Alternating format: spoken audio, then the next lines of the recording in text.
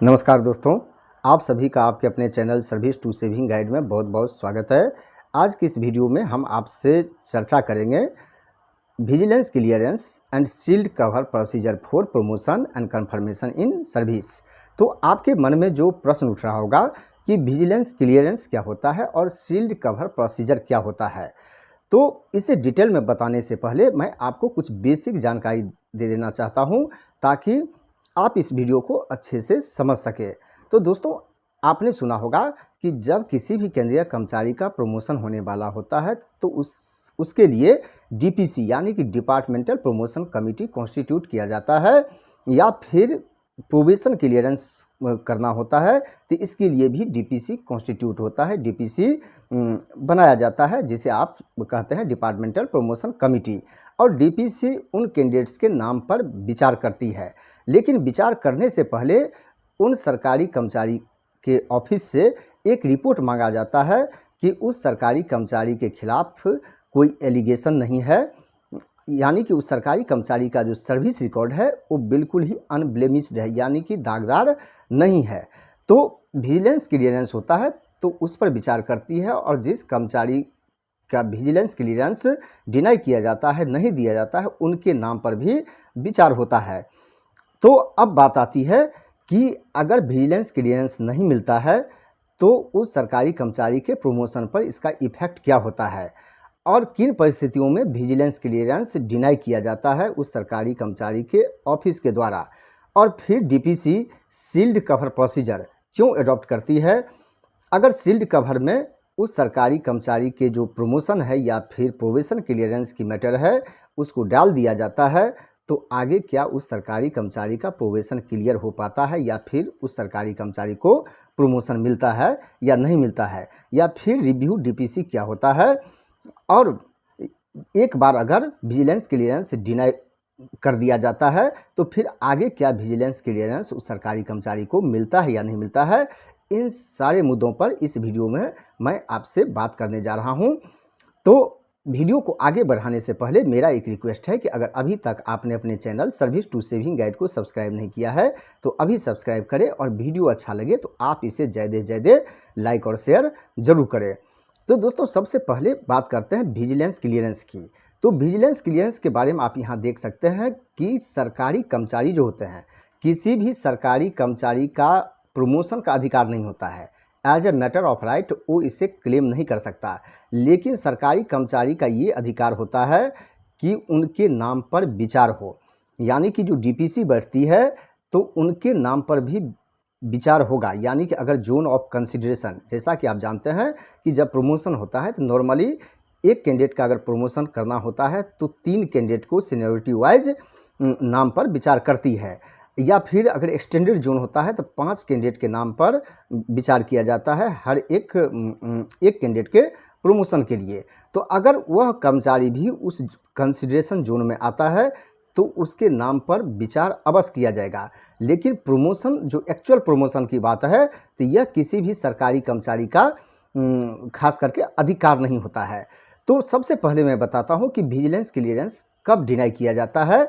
अगर vigilance clearance deny होता है तो उस सरकारी कर्मचारी को तत्काल प्रमोशन नहीं मिलता है। तो सबसे पहले मैं आपको सिचुएशन बता देता हूं। तो सिचुएशन बताने से पहले एक बात और मैं क्लियर कर दूं कि विजिलेंस क्लियरेंस का और कोई मतलब नहीं होता है, यानी कि उस सरकारी कर्मचारी का अगर विजिलेंस क्लियरेंस नहीं भी दिया गया है और डीपीसी विचार करती है तो जैसा कि आप जानते हैं डीपीसी किसी भी सरकारी कर्मचारी को जो प्रमोशन के लिए फिट या अनफिट घोषित करता है वो एपीएआर यानी कि एनुअल परफॉर्मेंस अप्रेजल रिपोर्ट के आधार पर, ना कि विजिलेंस क्लियरेंस के आधार पर। इसीलिए इसका काम वही खत्म हो जाता है। और जो जहाँ तक फिटनेस की बात है या अनफिट होने की बात है तो ये सब एपीआर का मैटर होता है। बस इसमें इतना ही होता है कि उस सरकारी कर्मचारी के खिलाफ कोई एलिगेशन नहीं है। अगर एलिगेशन होता है तो उस सरकारी कर्मचारी का जो रिजल्ट होता है, चाहे पॉजिटिव हो या नेगेटिव हो, उसे सील्ड कवर में डाल दिया जाता है, यानी कि लिफाफा बंद कर दिया जाता है। जो भी उसका फाइंडिंग होता है, चाहे वो फिट हो या अनफिट हो। तो सबसे पहले बताता हूं कि कौन सा सिचुएशन है, यानी कि किन परिस्थितियों में किसी भी सरकारी कर्मचारी का जो विजिलेंस क्लियरेंस है उसे डिनाई किया जा सकता है। तो इसके लिए 3 कंडीशन मैं आपको बताने जा रहा हूँ कि ये 3 कंडीशन है जब किसी सरकारी कर्मचारी का जो खास करके विजिलेंस क्लियरेंस है उसे डिनाई किया जाता है। जैसे कि आप पहला यहाँ देख सकते हैं सस्पेंशन, यानी कि जब कोई सरकारी कर्मचारी अंडर सस्पेंशन होता है तो उस सरकारी कर्मचारी को विजिलेंस क्लियरेंस नहीं दिया जाता है।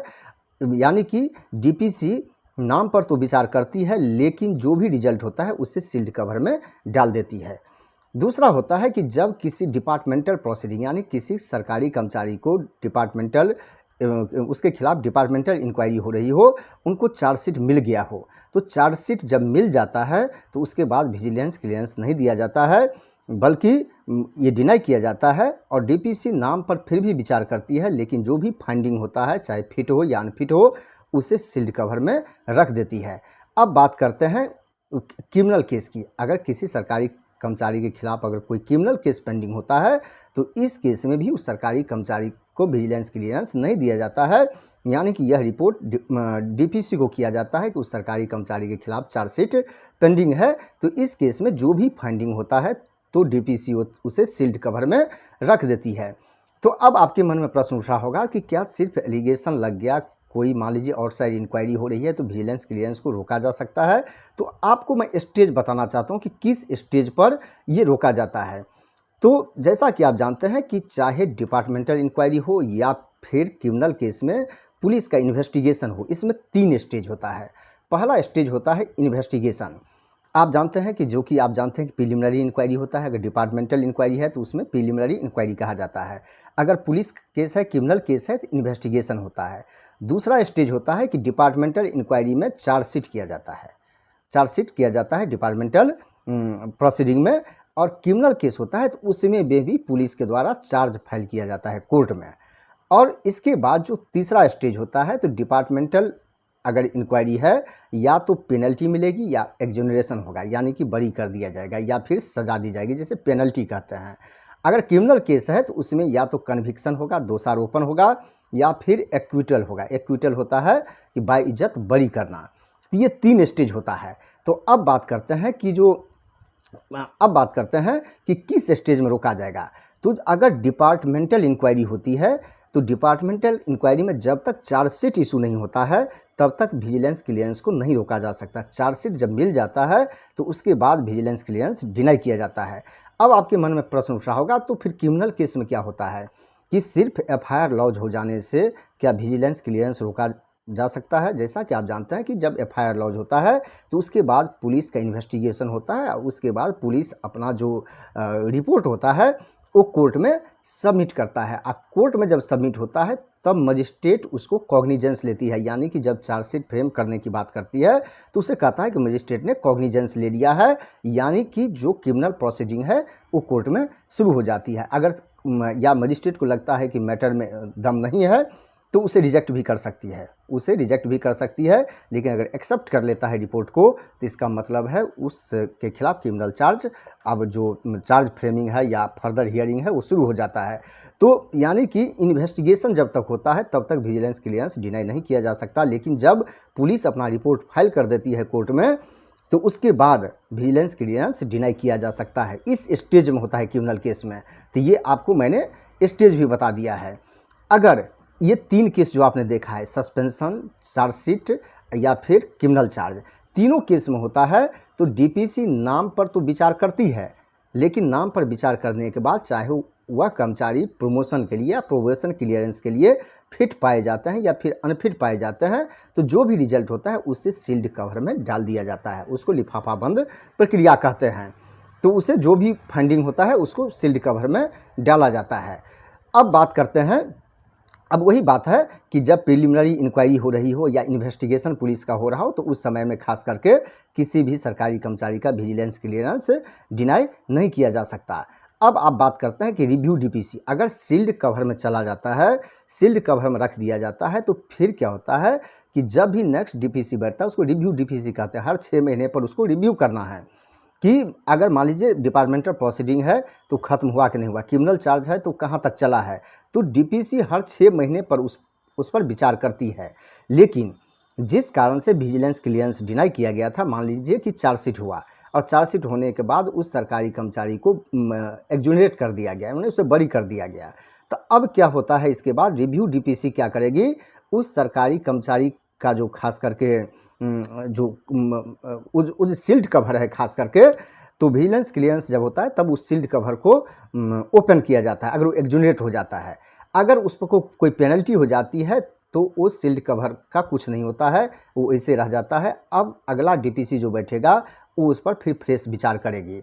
नहीं तो अगर एक्जुनेट हो जाता है तो क्या होता है, उसके बाद उस सरकारी कर्मचारी को प्रमोशन दे दिया जाता है, उसका कन्फर्मेशन कर दिया जाता है।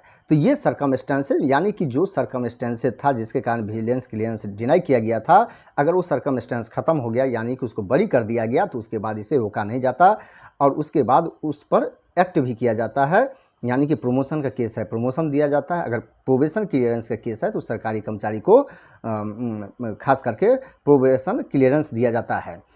उसके बाद का जो सिचुएशन होता है तो ये वहाँ पर नहीं आता है, क्योंकि विजिलेंस क्लियरेंस उस समय की जो परिस्थिति थी उसके हिसाब से रोका गया था। अगर वो कॉज खत्म हो गया तो फिर विजिलेंस क्लियरेंस देना होगा। उसके बाद क्या हुआ, उसके कारण विजिलेंस क्लियरेंस उसके लिए नहीं रोका जा सकता, यानी कि उसके बाद फिर चार्जशीट हो गया या क्रिमिनल केस हो गया, तो उसके कारण जिस समय में डीपीसी बैठी थी, अगर उस समय का केस है, उस समय में विजिलेंस क्लियरेंस किसी कारण से रोका गया था और वो केस खत्म हो चुका है, तो वहाँ पर खास करके लागू नहीं होगा। बाद में क्या हुआ, इसको कंसीडर नहीं किया जाएगा।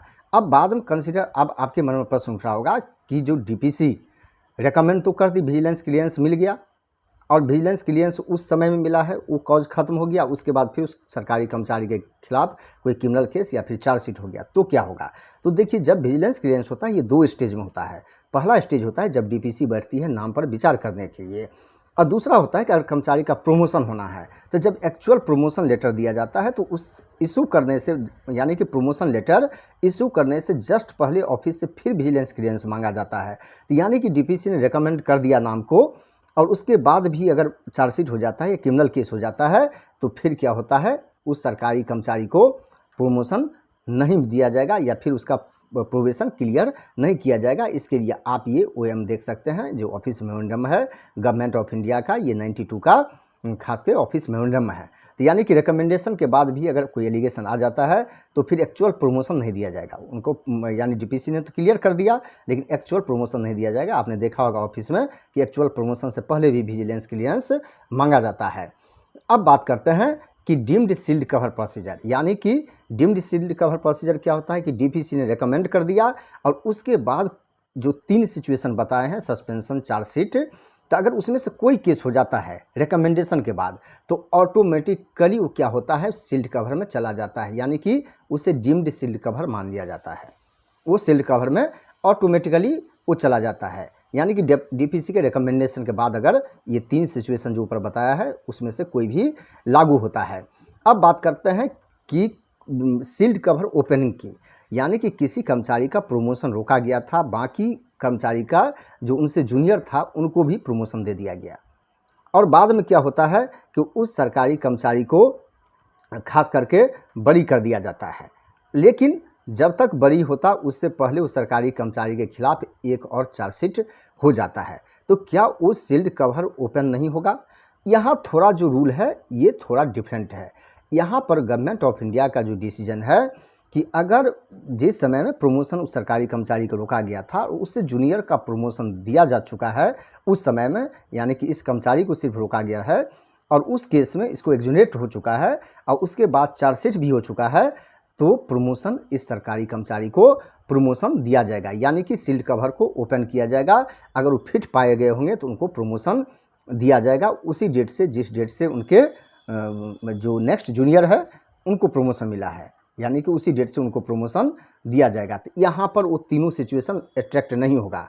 अदरवाइज क्या होता है कि डीपीसी रिकमेंडेशन के बाद भी जो है अगर कोई चार्जशीट हो जाता है तो फिर वो शील्ड कवर हो जाता है। लेकिन यहाँ अगर प्रमोशन मिल चुका है किसी को उस समय में जहाँ पर इनका प्रमोशन रोका गया था, तो इस केस में क्या होगा कि जूनियर का चूँकि प्रमोशन दिया जा चुका है तो इनको भी नोशनली प्रमोशन उस डेट से दे दिया जाएगा, जिसे कहते हैं खास करके नोशनल प्रमोशन।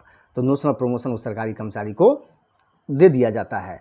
तो दोस्तों ये है। अगर एक बात और बताया गया है कि जब पेनल्टी हो जाता है, मान लीजिए अगर पेनल्टी हो गया, जो चार्जशीट था और उस पर पेनल्टी हो गया तो क्या होगा, पेनल्टी के साथ ही प्रोसीडिंग खत्म हो जाती है, उसके बाद भी विजिलेंस क्लियरेंस दिया जाएगा।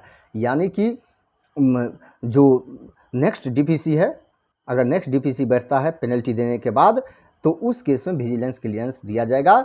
बस इतना ही डीपीसी को बताना है कि ये चार्ज था और इसको ये पेनल्टी मिल गया है, तो भी विजिलेंस क्लियरेंस मिल जाता है। यानी कि जो प्रोसीडिंग खत्म हो जाता है, एग्जोनेट हुआ तो सील्ड कवर ओपन होकर वो बेनिफिट दिया जाएगा। अगर पेनल्टी मिलता है तो नेक्स्ट डीपीसी फिर विचार करेगी, लेकिन इतना बताना होगा डीपीसी को, विजिलेंस क्लियरेंस देना होगा ऑफिस को, ये बस विजिलेंस क्लियरेंस में ये बताना होगा कि पेनल्टी मिल चुकी है इस केस में। अब डीपीसी फिर उस पर विचार करेगी। तो दोस्तों ये है विजिलेंस क्लियरेंस का मुद्दा, और ये बहुत बड़ा मुद्दा बनता है। अगर किसी सरकारी कर्मचारी के खिलाफ कोई एलिगेशन होता है, बरसों तक प्रमोशन भी लटक सकता है, और क्रिमिनल केस है या चार्जशीट जब तक फाइनल नहीं होता है, तो जानते हैं कि अगर फाइनल हो जाता है, बरी हो जाता है, तो बेनिफिट उसी डेट से मिल जाता है। अगर पेनल्टी हो जाता है तो जो डीपीसी का सील्ड कवर प्रोसीजर था, जो सील्ड कवर में अपना रिजल्ट रखा था, उस पर कोई एक्ट नहीं होता है। अब अगला डीपीसी विचार करेगी, और उसमें अगर फिर पाया जाता है तो प्रमोशन दिया जाएगा, लेकिन अब अगले डेट से दिया जाएगा, उस डेट से प्रमोशन नहीं मिलेगा। तो यहाँ काफ़ी लॉस होता है इसमें। तो दोस्तों मुझे पूरा विश्वास है कि अब आप विजिलेंस क्लियरेंस के बारे में समझ गए होंगे कि क्या होता है और सील्ड कवर प्रोसीजर क्या होता है। और इस वीडियो को अंत तक देखने के लिए मैं आपका बहुत ही आभारी हूँ। इसलिए आपको बहुत बहुत धन्यवाद।